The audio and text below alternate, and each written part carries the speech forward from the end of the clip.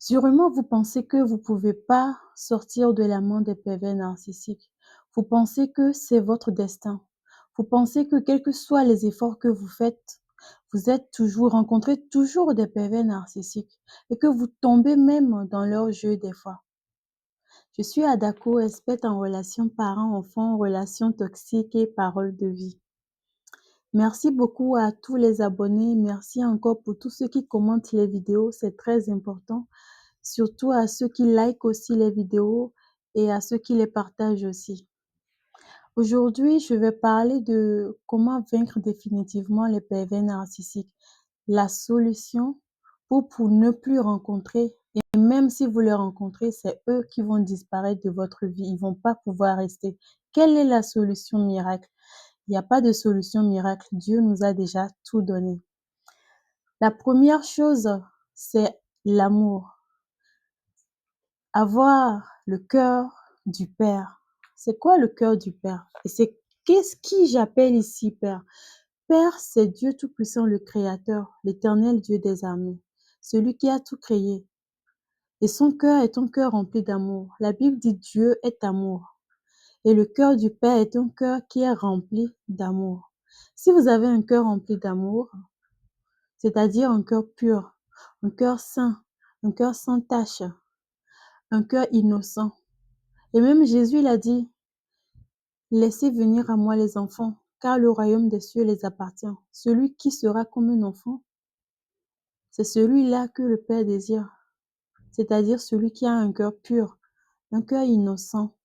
Un exemple que je peux donner, vous voyez les enfants, quand ils sont petits, quand ils ont 2, 3 ans par là, vous allez voir un enfant qui va, par exemple, je vais donner un exemple très intime.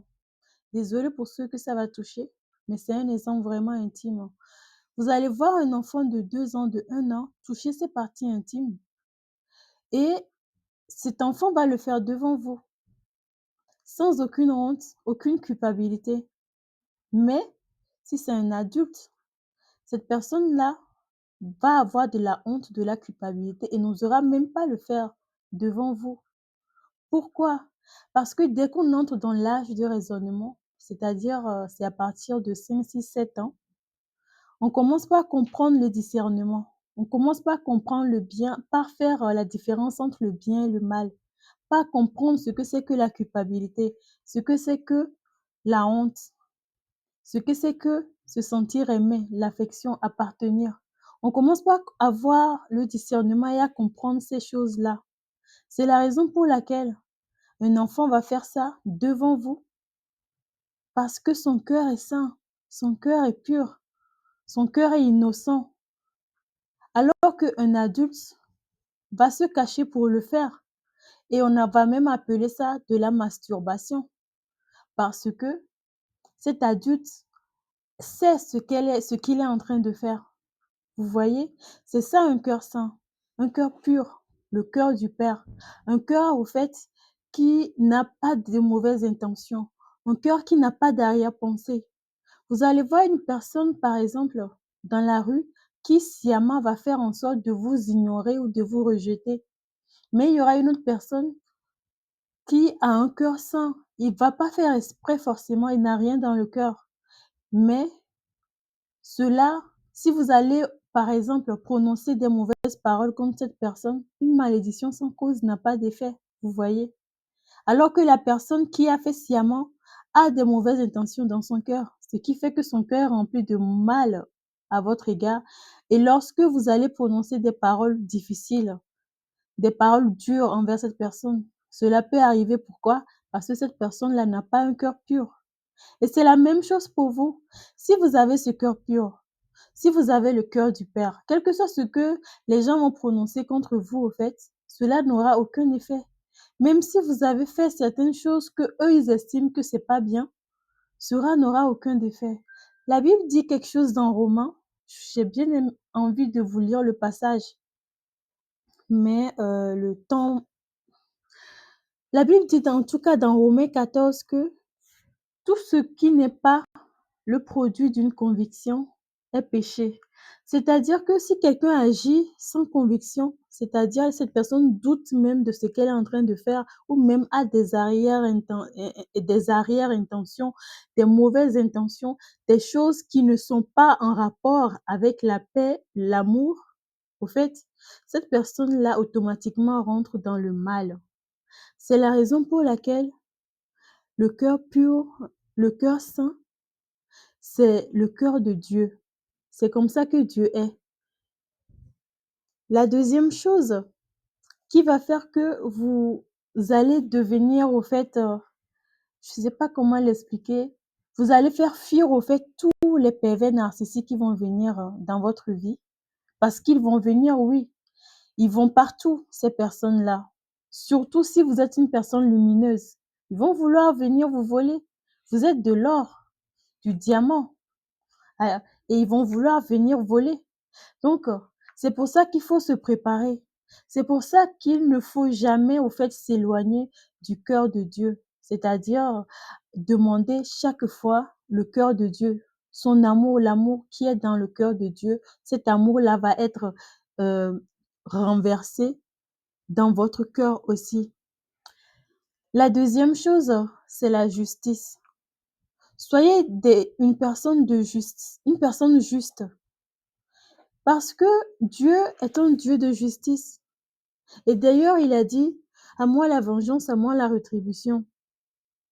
Parce que Dieu a horreur, au fait, des gens qui font le mal. Dieu a horreur de l'injustice. Dieu aime tout le monde, mais l'injustice, c'est Dieu n'aime pas ça. Donc soyez cette personne-là aussi. Cette personne-là qui fait les choses justes. Même si des fois, on nous fait quelque chose et on a envie de rendre, au fait, nous-mêmes justice. Laissez cela à Dieu, parce que Dieu prend son temps vraiment. Dieu prend son temps pour vraiment préparer sa vengeance. Et sa vengeance, elle est pire que vous, ce que vous allez faire. La vengeance de Dieu est pire. Je vous dis ça en conséquence de cause. Parce que vous, ce que vous estimez au fait, si un pervers narcissique a été dans votre vie, cette personne vous a fait extrêmement mal et vous avez du mal à pardonner cette personne et vous avez même envie de vous venger. C'est normal, mais qu'est-ce que vous pouvez faire à cette personne-là et que cela va calmer votre cœur? Non, mais Dieu prend son temps pour se venger. Dieu prend son temps pour rendre justice et la justice de Dieu, elle est parfaite. Jésus-Christ l'a dit, la justice de Dieu, elle est parfaite. Dieu rend à chacun selon ses œuvres. Et vous allez voir un pervers narcissique qui vous a fait autant de mal. Vous avez envie de lui rendre l'appareil. Mais pendant quelques années, vous allez même avoir l'impression que cette personne n'a rien. Mais vous savez, les pervers narcissiques sont les rois de la dissimulation. Ces personnes souffrent. Ils vont vraiment souffrir. Je me rappelle le cas de ma mère, quand elle était vraiment dans la souffrance, quand les choses allaient tellement mal, je vous dis, c'est vraiment en ce moment-là qu'elle met les plus beaux habits du monde et elle fait croire à tout le monde que tout va bien. Donc, vous inquiétez pas, Dieu rend vraiment justice à ces personnes-là parce que ce que vous pensez comme vengeance contre les pervers narcissiques, ce que vous avez dans votre tête, au fait, contre cette personne-là, est vraiment minime par rapport à ce que Dieu prépare vraiment pour vous venger. C'est vraiment un millième. Parce que ce que vous allez faire, peut-être que le pervers narcissique ou la perverse narcissique, ce sera juste comme du beurre. Ça passera par-dessus lui ou elle comme du beurre. Pourquoi? Parce que ce que les pervers narcissiques sont des gens qui, de base, le mal, c'est leur quotidien. Le mal, c'est ils jouent avec ça tous les jours. Ils côtoient ça tous les jours. Donc, quand vous voulez vous venger, comme par exemple leur casser leur voiture ou même vouloir que, on les vire du travail. Mais ça, c'est leur quotidien parce que le mal, c'est leur quotidien, au fait. Et eux, ils sont toujours sur le qui-vive parce qu'ils savent que leur vie, il rencontre énormément de mal. C'est d'ailleurs la raison pour laquelle il devient encore plus manipulateur, afin de pouvoir détourner justement leur, leur karma, de détourner, les mauvaises choses qui les arrivent, voler les bénédictions, aller chez les marabouts, aller voir des devins pour aller faire des échanges, voler votre lumière si vous êtes un enfant de lumière. C'est pour ça qu'ils font ces corruptions. C'est pour ça, parce qu'ils savent que leur vie est remplie de mauvaises choses. Leur vie, c'est que de la poisse. Ils le savent. Donc, si vous allez aller leur faire du mal, par exemple, pour vous venger, aller casser leur voiture ou souhaiter qu'on leur vire du travail, eh ben, ça n'aura pas ça n'aura aucun effet. Mais la vengeance de Dieu, au fait, la vengeance de Dieu, ce sera énorme pour eux. Ils vont le vivre durement. Et Dieu se venge toujours. Et une chose est que vous devez arriver à les pardonner, à vous détacher, afin que Dieu vous rende justice. C'est la clé. Parce que tant que vous les gardez encore dans votre cœur, Dieu est un Dieu d'amour. C'est ce que vous devez comprendre. Tant que vous gardez quelqu'un encore dans votre cœur, avec du chagrin, avec de l'amertume, de la haine, Dieu ne peut rien faire parce que là, vous n'avez pas le cœur du Père. Mais dès que vous avez le cœur du Père, le cœur rempli d'amour, dès que vous pardonnez à ceux ou cette perverse narcissique, c'est en ce moment que Dieu va vous faire justice. Et il y a plein d'histoires que j'entends souvent des personnes qui font du mal aux autres et les autres les pardonnent à un moment donné.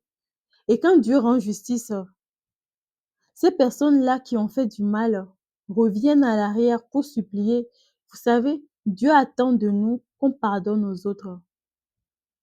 Et vraiment, quand Dieu voit que votre cœur est rempli de pardon envers cette personne, c'est en ce moment que Dieu décide vraiment de vous venger.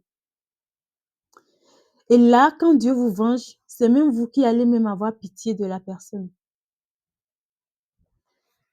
Le troisième point, comment vaincre définitivement les pervers narcissiques, c'est avoir la paix. Et d'ailleurs, j'aurais même dû commencer par ça. Parce que la paix au fait, c'est entrer dans son identité. Et comme je l'ai dit dans mes vidéos, l'identité, c'est ce qu'on est. Soit vous êtes du côté de la lumière, soit vous êtes du côté des ténèbres. Et quand vous êtes du côté de la lumière, là-bas, il y a la paix. Et celui qui procure cette paix-là, c'est Dieu. Mais si vous êtes du côté du mal, c'est pour ça que je vous dis, il est important de savoir qui vous êtes, de savoir faire un choix, de savoir si vous choisissez le bien ou vous choisissez le mal. Parce que si vous choisissez le mal, il n'y a pas de paix là-bas. C'est le chagrin, c'est l'amertume, la haine tout le temps. On n'est pas en paix. Mais si vous choisissez le bien, là-bas, vous aurez la paix du cœur. Parce que Jésus dit, donne la paix que vous ne trouverez nulle part sur cette terre. La paix de Dieu est une paix qu'on ne trouve pas sur cette terre. Vous pouvez avoir tout ce qu'il faut dans ce monde, mais si vous n'avez pas la paix de Dieu, vous ne serez pas heureux. Même si vous êtes dans une pauvreté, ce que je ne souhaite pas d'ailleurs, parce que quand on est enfant de Dieu, c'est que Dieu, Christ, a pris notre pauvreté et il nous a donné la richesse du royaume. Donc, tous les enfants de Dieu héritent toujours de la richesse du royaume. Parce que la Bible dit, je ne me rappelle plus trop du passage, vous aurez tout. Si vous êtes né de nouveau en Jésus-Christ, vous aurez tout sur cette terre, mais accompagné des persécutions. Oui. Si je trouve le passage, je reviendrai dans une autre vidéo pour le dire. Là, je n'ai pas le temps de le chercher. Vous aurez tout, mais avec des persécutions. Oui. Et Dieu dit, il n'y a rien, il n'y a pas de tentation qui soit plus forte que vous. Et même si vous avez une tentation, Dieu lui-même viendra, au fait, pour vous aider à porter cela. Il n'y a pas de tentation plus forte. Il met toujours sur nos chemins le moyen de sortir de cette tentation-là. Il y aura jamais de tentation plus forte que vous.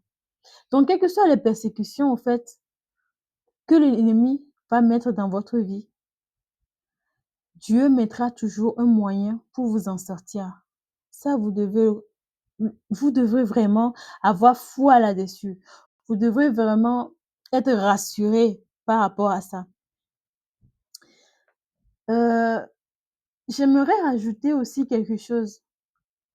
Si vous êtes sous emprise d'un pervers narcissique, sachez que si vous êtes né de nouveau en tout cas, Dieu vous amènera toujours à jeûner. Parce que quand on est sous emprise, on est dans un combat spirituel. Oui.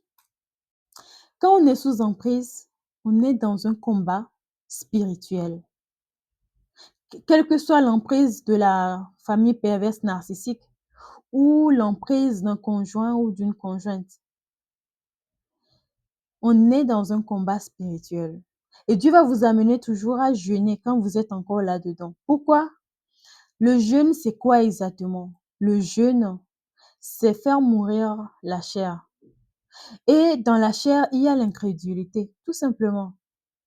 Parce que quand on jeûne, on fait mourir la chair, tous les désirs et les passions liées à la chair, tous les doutes, les peurs, tout ça, ça s'évanouit. Et c'est comme ça que l'esprit va prendre place. Plus la chair meurt, plus l'esprit prend place. Si vous voyez quelqu'un qui vous dit qu'elle rencontre énormément de persécutions et qu'elle jeûne tout le temps, tout le temps, tout le temps, tout le temps, dites-vous que cette personne est tout simplement sous emprise. Et que si elle est réellement née de nouveau, cette personne-là, c'est que Dieu l'amène tout simplement au fait, parce que la personne n'a pas le choix au fait. L'esprit va tout le temps le pousser à jeûner. Parce que la personne n'a pas de paix. La personne est tout le temps, au fait, c'est comme il y a la guerre chez cette personne-là tous les jours. Tous les jours, il y a la guerre. Il n'y a pas de paix. Alors, ce serait une personne qui devrait tous les jours se préparer au fait. Et moi aussi, j'ai été dans ce cas-là. Je jeûnais même 3 jours, même plus 3 jours, 4 nuits, même plus sans manger, sans boire. Donc, l'esprit va vous donner la force pour pouvoir le faire. L'esprit va vous donner la force pour pouvoir le faire. Parce qu'aujourd'hui, ce jeûne-là, je ne sais même plus si je pourrais avoir la force de le faire. Mais si vous êtes sous emprise, l'esprit va vous donner la force de le faire. Et même des fois, je jeûnais même dans la même semaine. 3 jours sans manger, 2 jours après, je refaisais en 3 jours sans manger et sans boire. Et c'est un exemple que je vous donne quand je m c'est dur, c'est dur. C'est pour ça que c'est vraiment essentiel de sortir, sous emprise. Parce qu'il y a qu'après ça que vous aurez la liberté, au fait. C'est très important, c'est très important. Parce que l'emprise, c'est vraiment, c'est criminel, je vais le dire comme ça. Donc, je vais revenir à mon sujet. Heu, pour vaincre vraiment définitivement les pervers narcissiques, il vous faut ces 3 choses-là. D'abord, il y a l'amour, c'est-à-dire avoir le cœur du Père, le cœur du Père. La Bible dit quand Jésus dit dans la Bible: «Lorsque Satan est venu à moi, il n'a rien trouvé en moi».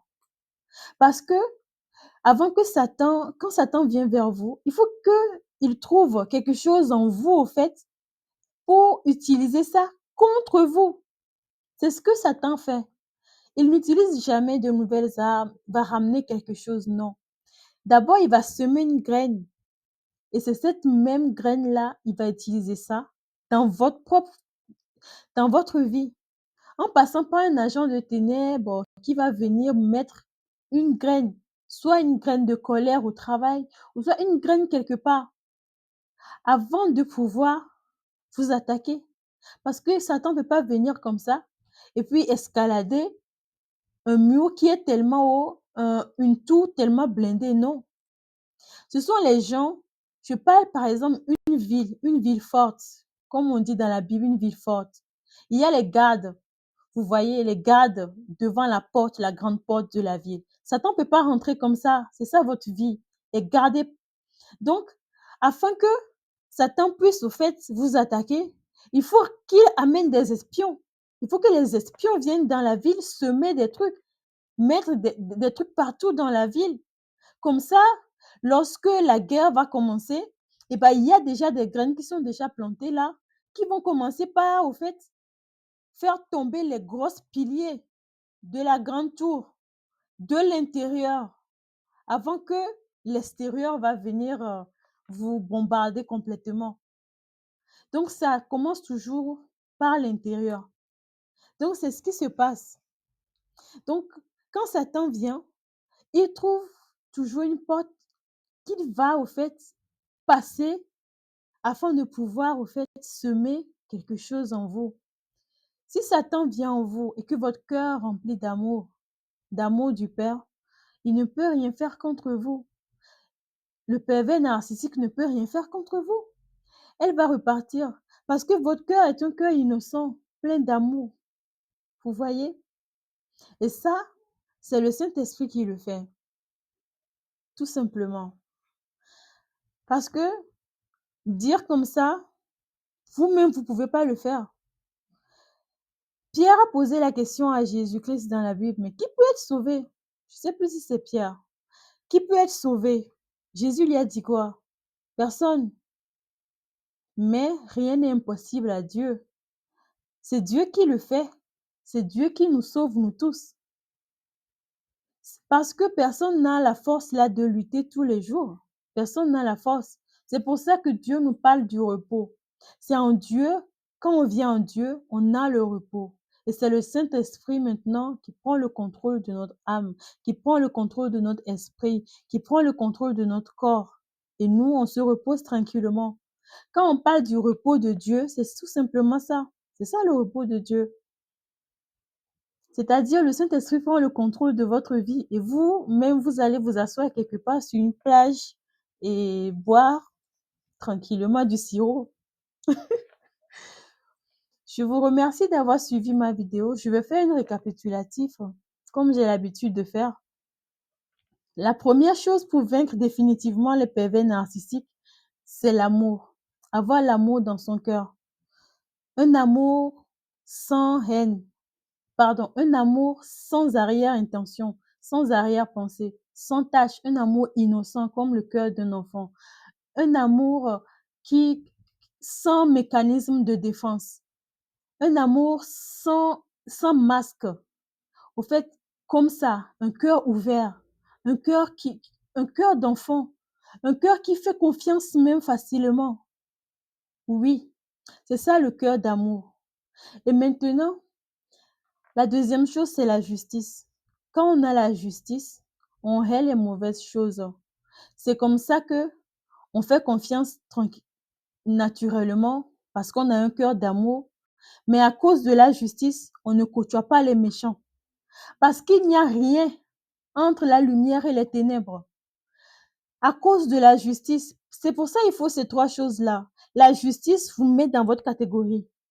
La justice, au fait, même si vous faites confiance aux gens, tranquillement, vous n'avez aucune arrière-pensée par rapport à eux. Vous avez un cœur ouvert par rapport à eux parce que votre cœur est plein d'amour. Quand vous faites quelque chose, vous le faites naturellement. Vous n'avez pas besoin de quelque chose. Mais la deuxième chose qui va vous régler dans ça, qui va faire que vous n'allez pas aller faire confiance aux pervers narcissiques, c'est la justice. C'est ça la justice. Parce que quand vous allez rencontrer un pervers narcissique qui va venir pour vous corrompre, vu que vous avez la justice, eh ben non, vous ne pouvez pas être corrompu. Ben non. Parce que quand vous faites ça, c'est injuste au fait. Ça va être injuste. C'est pour ça que la justice est importante pour faire le discernement. C'est dans ça qu'on a le discernement. Et c'est ça qui permet aussi que les pervers narcissiques, quand ils vont venir, ils vont voir un cœur tellement bon, un cœur bienveillant, un cœur rempli d'amour comme un petit enfant. Mais là, lorsqu'ils vont commencer par faire le double jeu, là, ils vont voir que vous avez sorti l'épée tranchante de la justice. Et là, ils vont fuir. Ils vont dire: «Ah, nous pensons que c'est un bébé là-bas, mais au fait, non, c'est pas un bébé. C'est la justice qui va vous permettre cela». Et la troisième chose, c'est la paix. Quand un pervers narcissique vient pour mettre le chaos, pour mettre le désordre, pour mettre le feu là dans votre cœur, et là, en ce moment, il va voir une personne qui est remplie de paix, une personne qui s'aime. Parce que dans la paix, on a son identité propre. Dans la paix, on fait ce qui nous fait plaisir. On est dans les endroits qui nous calment, qui fait notre paix intérieure. On est dans des endroits, on fait les choses qui nous apaisent. On fait les choses que nous aimons. On fait les choses qui nous rendent heureux. C'est ça, être dans la paix. On ne peut pas être dans la paix et faire quelque chose qui va à l'encontre de nos principes. C'est pas possible. Une personne qui veut avoir la paix ne peut pas faire quelque chose qui va à l'encontre de ses principes tout simplement pour faire plaisir à d'autres personnes. Non, elle ne peut pas. C'est comme ça que vous allez dire non quand quelqu'un vient vous demander quelque chose. Non, ça ne m'arrange pas, je ne peux pas. Je suis désolée. C'est tout. C'est comme ça. C'est ça la paix. La paix, la joie, l'amour dans le cœur, ce n'est pas faire plaisir aux gens. Parce que vous savez, le français est un peu compliqué, hein, mais avec le dictionnaire, on comprend vite. Faire plaisir à quelqu'un, c'est ça, ce que ça veut dire être gentil. Les gens disent cela, gentil, sois gentil. Bah, la personne veut que tu lui fasses plaisir, tu lui fasses ce qu'elle veut. Mais être bon, ça n'a rien à voir avec la gentillesse. Et la Bible n'a jamais parlé d'un Dieu gentil. La Bible n'a jamais parlé d'un Dieu gentil. La Bible a toujours parlé d'un Dieu bon. Dieu est bon, mais jamais Dieu est gentil. Parce que être gentil, c'est ça au fait. Faire plaisir aux autres. Et faire plaisir aux gens, nous savons que c'est une blessure, la blessure de l'abandon, ça, qui fait ça. Oui, c'est ça la blessure de l'abandon qui fait ça. Donc, Dieu n'a pas de blessure. Donc, Dieu est bon, mais Dieu n'est pas gentil. C'est ça. Être gentil, dans le français, dans le dictionnaire, ça veut dire faire plaisir aux autres, faire plaisir à quelqu'un. C'est ça être gentil. C'est bien d'être gentil, mais pas quand ça ne nous arrange pas. Non, il faut toujours penser à soi d'abord. Je vous remercie d'avoir suivi cette vidéo. Vraiment, mettez un petit pouce. C'est très important, un petit pouce là après la vidéo. Un petit pouce pour liker et mettre, commenter, parler de vos expériences, de ce que vous avez vécu. Cela va aider aussi les autres qui vont vous lire au fait, ils vont voir qu'au fait, ils ne sont pas seuls. Ils vont voir qu'on est nombreux au fait. C'est ça, c'est pour ça que c'est important de laisser des petits témoignages, de laisser des commentaires, des petits témoignages, de parler de vous. Parce que ici, on est comme une communauté. Je vous aime énormément. Si vous voyez dans mon cœur, vraiment,